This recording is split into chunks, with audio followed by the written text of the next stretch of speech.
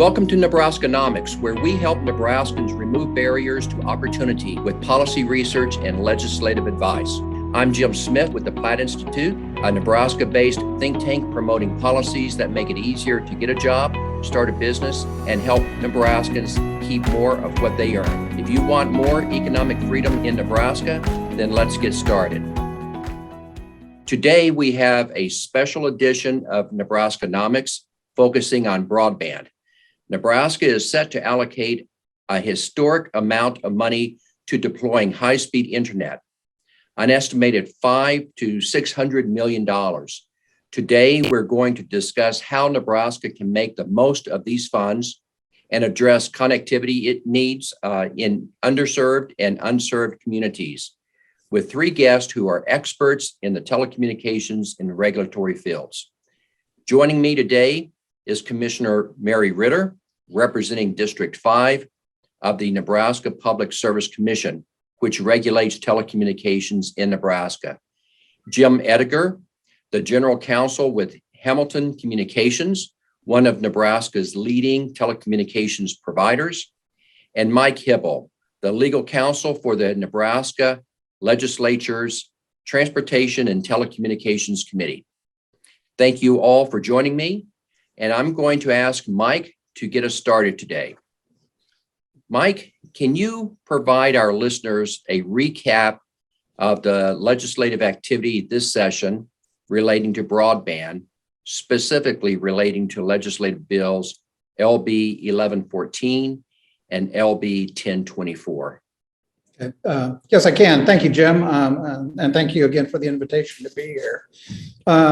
This session legislature, as you noted, two significant bills that were considered and passed by the legislature this year.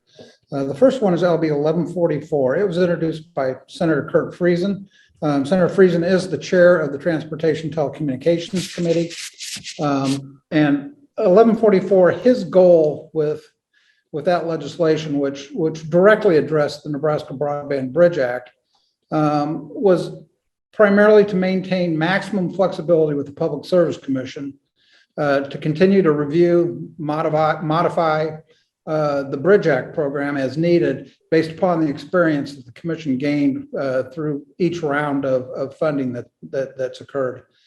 The changes that were made to the Bridge Act through 1144 were really based upon consensus items that the committee felt would both improve the program's effectiveness and the accountability, and were changes that were beyond the commission's statutory authority. Four main areas that were important with that bill. First, there was a change made that the match was lowered to 25% of a project cost for projects that were directed to unserved areas of the state. The second main change made by LB 1144 was to the challenge process. A party that wishes to challenge an application under the Bridge Act on the basis that they currently provide at least 100 by 20 megabit service will be required to provide speed test data showing that fact. And the speed test data is going to be based upon criteria established by the commission. A party that's going to challenge an application based upon the fact that they have construction in process, and if that challenge is upheld, if they fail to provide that service within 18 months of the challenge, they will now be under the changes made. They will be subject to potential of civil penalties being imposed by the commission, and in addition to the current requirement that says they cannot challenge another grant for 2 years, they will also be unable to file an application for any support based upon an order of the commission. Third major change is that the commission now must consider a Bridge Act application where the proposed service will have service offerings that use usage caps or data throttling mechanisms. The commission is able to discount in the scoring process those particular service offerings as compared to other offerings that may be available. And the other major change is that currently a successful Bridge Act applicant was required to provide service in the project area until relieved of that obligation by the commission.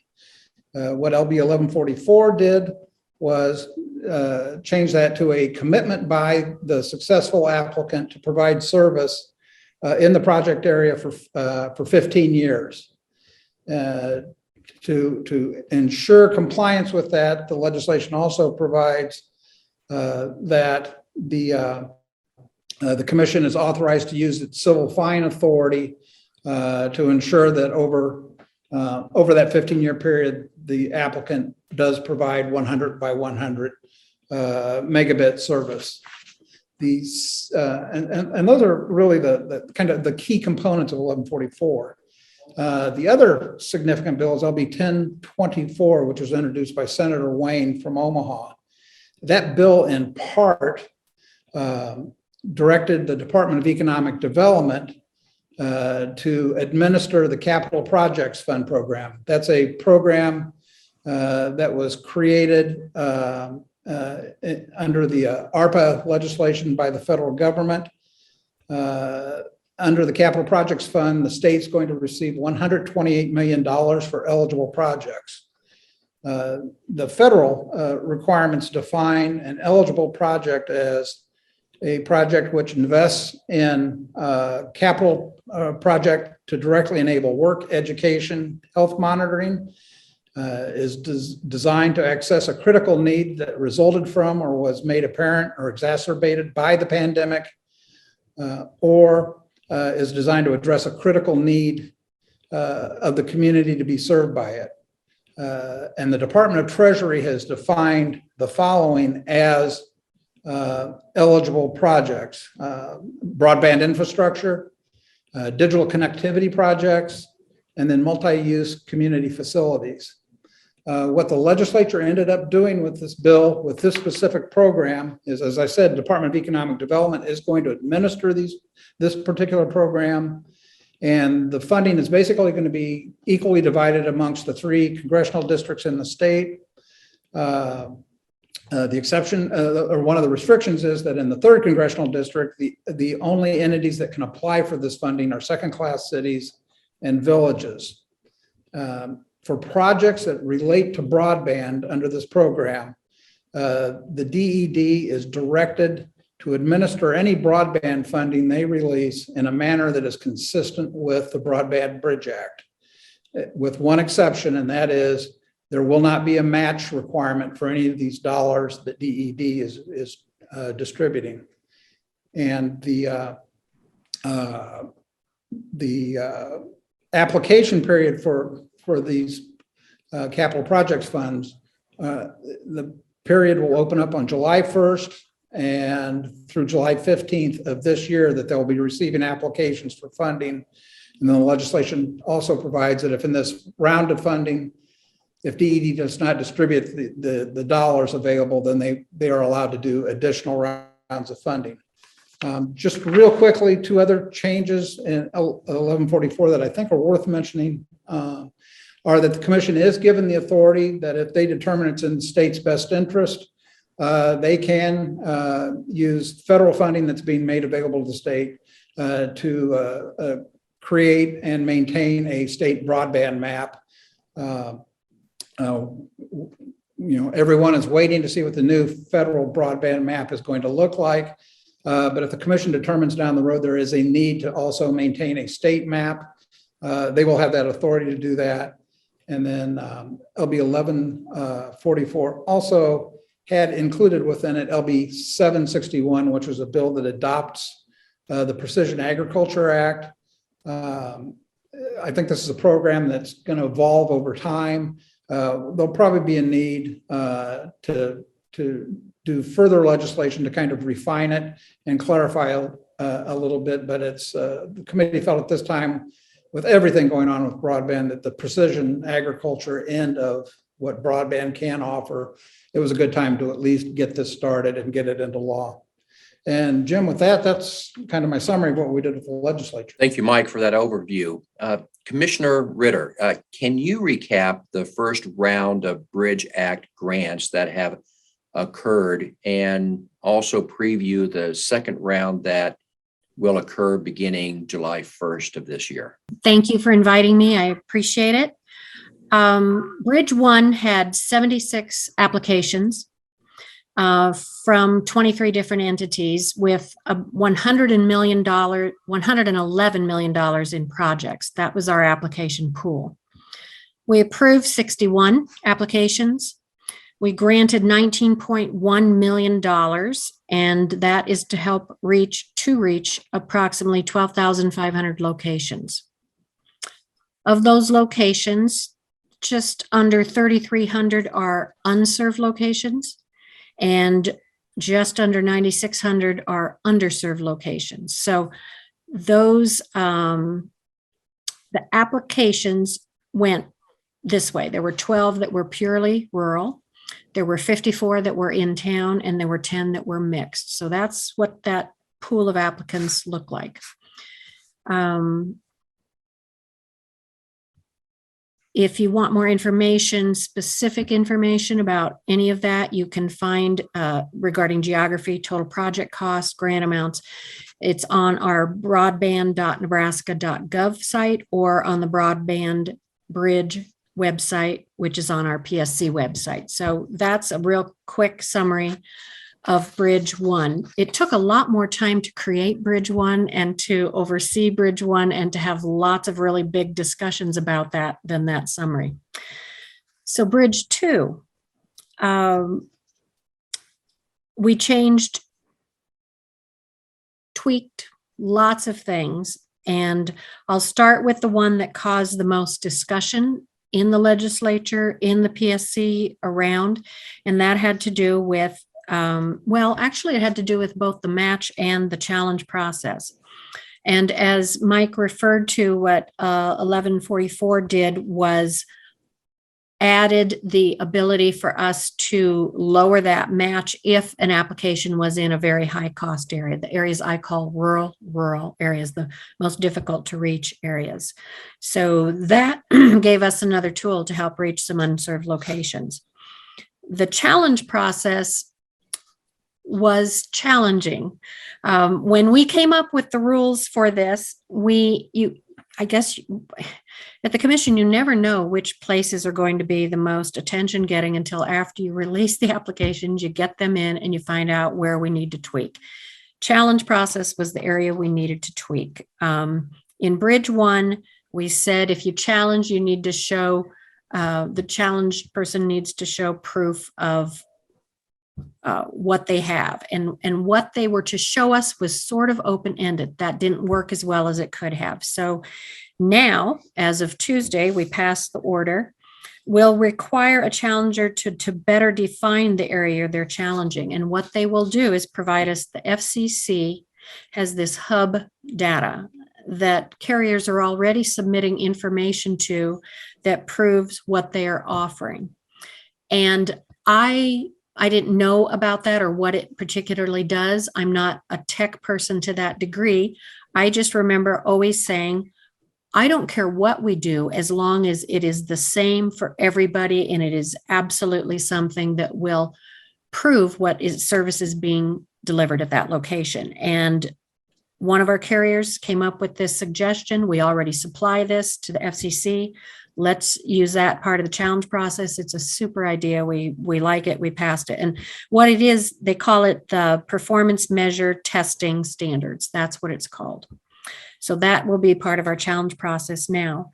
Also, something that will help both the applicant and a potential challenger who's thinking about challenging, all of our the applicants has to provide location shape files as well as the project outline shape file. So there will be absolute drawing specific of the project being applied for, as well as each location shape file to show what their project will be. That will make it so much easier for anyone considering challenging to see whether they should or not. So I think the ability to communicate with each other and the commission to oversee all that is, I think, very much enhanced. We added a location density metric. So in addition to what 1144 gave us as a tool, we also can reward with points density of a project. The less dense, then the more rural, high cost area, the more points they can get. Let's see, what else? We allowed labor cost as an in-kind match. That was something that was asked of us. We saw no problem with doing that as long as somebody can point proof to what they actually spent there. And we allowed more time for the challenges. Previously, I think it was 30 days. I think LB 1144 gave us up to 3 months. We went to the middle. We said you have 60 days to do that. For the carriers that were really concerned about how long it would take for them to go out and do speed tests to prove their challenge, this gave them more time. So we will have approximately $20.2 million available for grants. There's a little carryover from 2021, and applications are due July 1st, and we are really excited about seeing what comes in. Well, Commissioner, we know that there are several broadband funding programs in place today, such as the Nebraska Universal Service Fund, the NUSF, the Federal Universal Service Fund, the Bridge Act that we've heard about here already, Capital Projects Fund, and the soon-to-be announced Broadband Equity Access and Deployment Program. What is the role and what is the Commission doing to coordinate and maximize the effectiveness and success of all of the combined programs? Jim, I think I would say that our role remains what our role has been. It is to take any legislation that gives us direction and our own rules and regulations and apply them. And having Bridge in place is wonderful, not just for the Bridge program, but because now federal funds will be filtered through there. It sets us up to just do what we've been doing. And I don't know that I would say, in terms of getting ready, coordinating, maximizing those opportunities, we are, as well as we can, positioning ourselves at the commission. But in terms of if we need to hire people or add certain programs or certain rules within, we won't know that until we get absolute direction from those programs. So as we do throughout the legislative season, as we see bills dropped and what they are saying, we start trying to position ourselves towards those. But until that last moment, or in this case, those last rules are issued, it's always we'll sort of have to wait and see. Thank you. Welcome. Jim Ediger, having heard from Commissioner Ritter, what is your industry's perspective on the opportunities these new funding programs offer? Yeah, thanks for having me, Jim.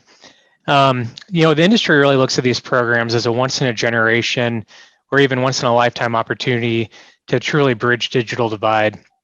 I think Nebraska providers know we have a small window here to step up to the plate and prove we can get the job done.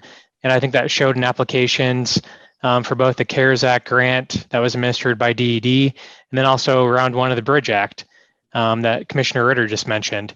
In both cases, industry responded on a very short notice and under very difficult circumstances with COVID. And I anticipate that we'll see the same reaction and probably even more applications in round two of the Bridge Act based on some of the regulatory and legislative changes that both Mike and Commissioner Ritter just went over. And once the BEAD dollars from the federal program reach the state, I think we're going to have the same type of response. And with that, I really do tip my hat to policymakers like Commissioner Ritter, Senator Friesen, with the help of Mike Hybl, as programs like the Bridge Act show that the right policies can help spur investment and encourage innovation in the broadband sector, and Nebraskans are benefiting from better service at a lower cost.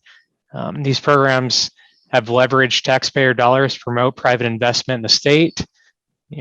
Commissioner Ritter just went over the amount of applications spent, the amount of dollars that were going to be invested in the state, with 19 million of that being from the program.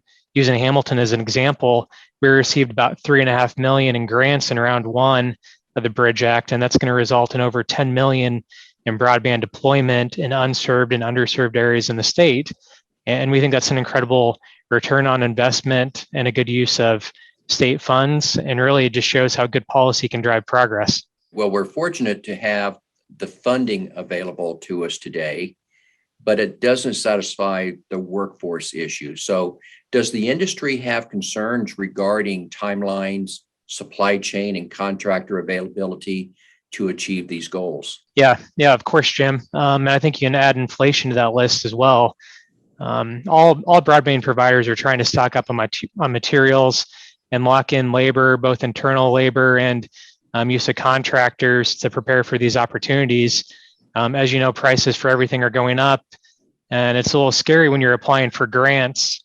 So Hamilton will apply for grants for this round 2 of the Bridge Act, and we'll submit the application in June. The grant won't be awarded until December, and we won't start construction until late March or April, when the ground starts thawing in Nebraska. And you really don't know what differences are going to be in supply chain and labor force, and really just the price of materials and labor between June and when we start deploying in March and April. So that uncertainty is something all companies are dealing with right now.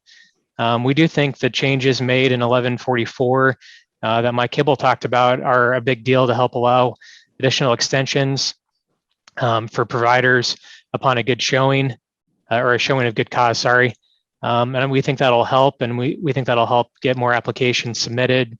We had a stretch here at Hamilton where we had a lot of trouble getting the fiber vaults that you put in the ground. There was a shortage of resin, and it was something we didn't anticipate being a supply chain issue, but it was for us. And then we also had a splice case shortage, and we got those figured out too. And we know all providers are having some type of supply chain issue, and that uncertainty is difficult to know what to expect and where we should stock up on materials. Same with labor. We're all fighting over the same pool of contractors and fiber technicians, and the state's 2% unemployment certainly doesn't make that any easier on us. I also add that there's this overall expectation from policymakers and the public, and the desire from providers to make broadband as affordable as we possibly can for everyone. And we saw during COVID just how important broadband was for every single household, between telehealth, remote learning, work from home. We really do need to get it to every house. We have to make sure it's affordable. And with these inflation costs and labor and material shortages, I don't think there's a whole lot of industries that can say they're actually providing a better service at a lower cost during this period. And I think that's a testament to not only what the industry is doing, but also some of the work that the policymakers are doing in this area as well. Well, in regard to program administration, what does your industry need to see from the state to encourage full industry participation in these grant opportunities going forward? Yeah, I think everybody knows it can be extremely uneconomical to build out in these high cost rural areas. So the change in the Bridge Act to lower the match rate for high cost areas should help with participation. I think the next step is really coordinating resources for these high cost areas that are currently unserved or underserved. The state does not need to tackle this on its own. There needs to be coordination between state and federal programs. And I think we're doing a pretty good job of that today, but there's always more opportunity for coordination of programs. And the long-term challenge is, how do we maintain these rural networks once they're in the ground? At the end of the day, it's unlikely that we're going to get full industry participation. And if you can't get the incumbent to build out in these programs, the commission needs to look at every tool they have available, such as reverse auctions that they're looking at now, to try to entice another provider to come build out in these high cost areas. One thing that Hamilton's former president, Phil Nelson, would always say is you can only spend it once. And I think that's really important for the policymakers to keep in mind here. This really is a once in a generation or once in a lifetime funding that's coming to our state. And we really need to focus on smart long-term investments and be sure that these funds are going to providers who we know will get the job done and continue to provide quality service, long beyond just that 15-year period that's in the Bridge Act. And we want to make sure we're getting the best return on our dollars. And I think that's just important for our policymakers to keep in mind. So, Jim, one last question for you. We know that deployment of new or replacement broadband is important, but then you have the ongoing maintenance and support of the networks in the high cost areas of the state, particularly those in which we're trying to prioritize deployment. What concerns do you have about the ongoing maintenance and support of the network? Yeah, absolutely. Everyone, and rightfully so, is focused on deploying the fiber. How do we get the fiber in the ground? How do we get broadband to every house? And that is the first priority. But the reality is there is an ongoing support issue, and those costs cannot always be supported by the open marketplace and need either federal or state support. And we've had a system with the Universal Service Fund, both the state and federal level, that's acknowledged this issue for a long time now.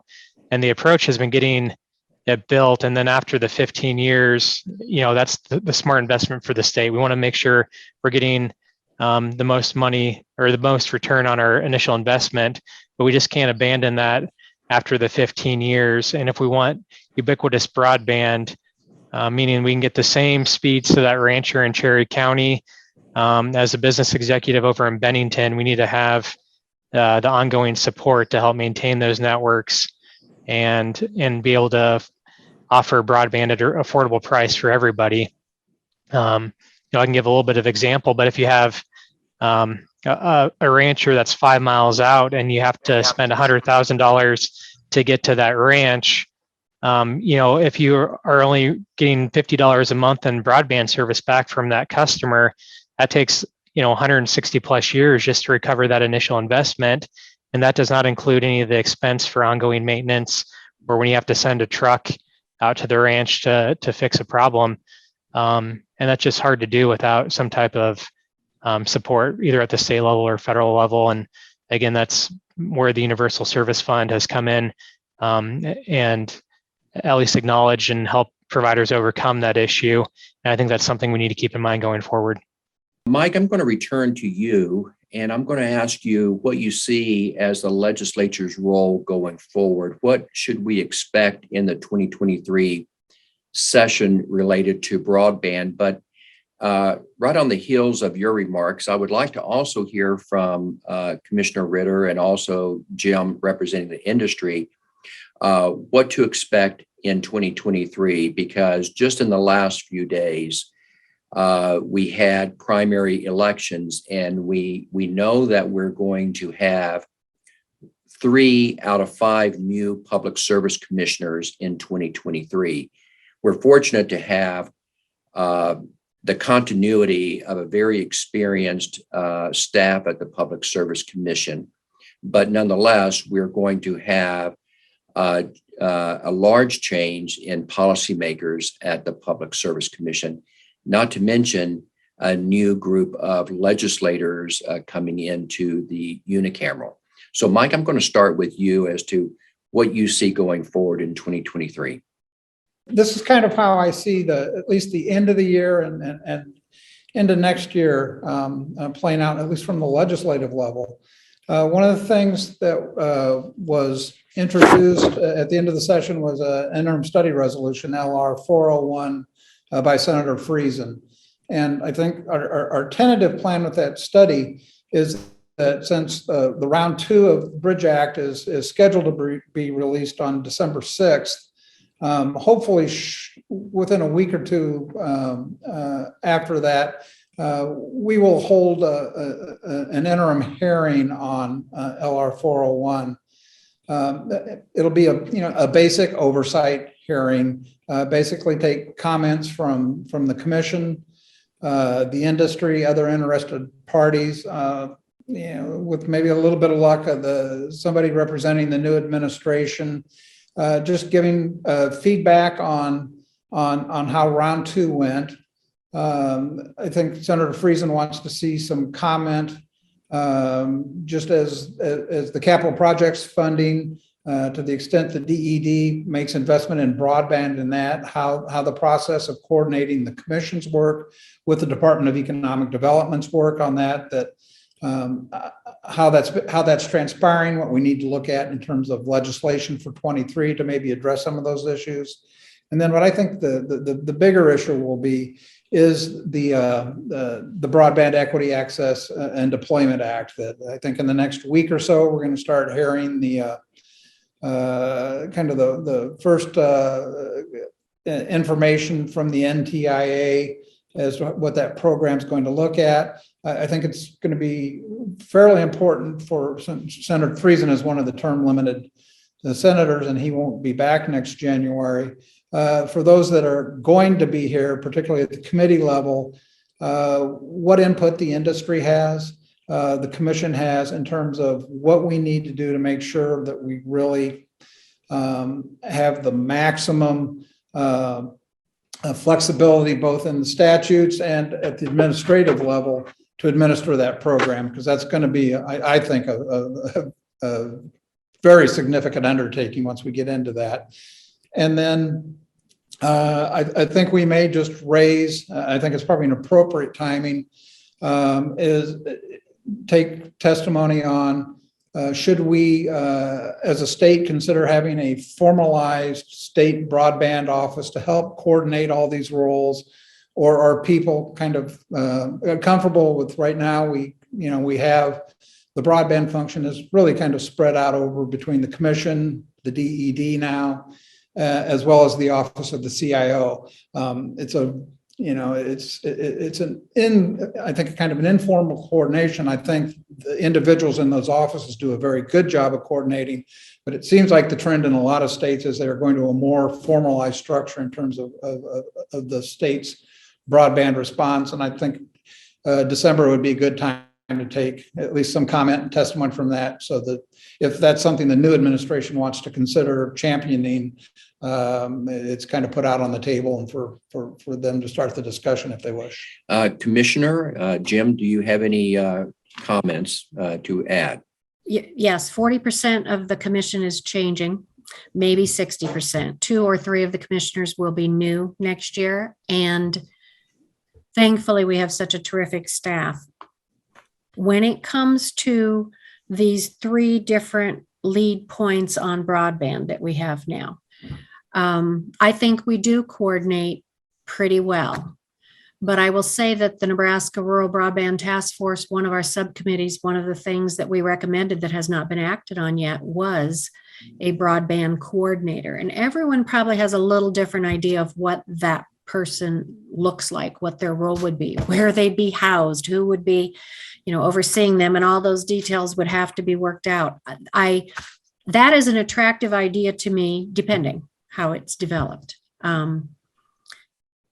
So that's a big consideration. And in terms of how the Nebraska Public Service Commission operates, particularly when you have new commissioners, there is internal educational opportunities, and there are national regulatory group, NARUC, opportunities to learn, and they're terrific opportunities to understand the role you're stepping into. So that will happen, and the commission will continue doing what it does really well. I think from an industry standpoint, 2023 will definitely be a transition year and a year of education. Senator Friesen being term limited, he's been a fantastic chair for the Telecommunications Committee for years. He's very, very familiar with the real issues. It's easy enough just to say we need more broadband out there, but he's been willing to and capable of digging into the issues and working with all the stakeholders across the state. And I think he's done a fantastic job, and he'll be certainly missed over at the Capitol. And Commissioner Ritter, same with you. I mean, she's just done an excellent job of diving into the issues and willing to understand what problems are out there, and willing to work at solutions such as this Bridge Act to help get more broadband out there. And she'll certainly be missed, along with the other 1 or 2 commissioners that may be leaving as well. So it's going to be an opportunity for the industry to educate both new senators and commissioners on the issues that our industry faces, and how we can best serve the entire state. So definitely a year of transition and education, but also of great opportunity. I know by the end of the year, we should have the applications announced for the winners of round 2 of the Bridge Act. We'll know more about the NTIA BEAD program and funding there. So There's certainly some uncertainty, but it's definitely an exciting time and should be an interesting year. I would just tap one on top of that. Jim, Ediger, you mentioned this earlier, our reverse auction that we've been working towards. Perhaps by the end of the year, we will have accomplished that, and that'll be the first state has ever bit that off and learned from lessons learned at the FCC, so that hopefully it would go pretty smoothly. So there's an opportunity to take funds that are not being utilized in an area where people reside and bringing in carriers who will provide the type of service these people deserve. Very good. Well, Commissioner Ritter, Jim Ediger, Mike Hybl, I want to thank you all for sharing your knowledge with our audience today and for joining me on Nebraskanomics. Thank you for listening to today's episode. If you want more economic freedom in Nebraska, please visit plattinstitute.org to help fund our research and advocacy. Or you can subscribe to our newsletter and learn about today's most important issues facing Nebraskans. It's time to stop the status quo. Let's remove economic barriers and make Nebraskans proud.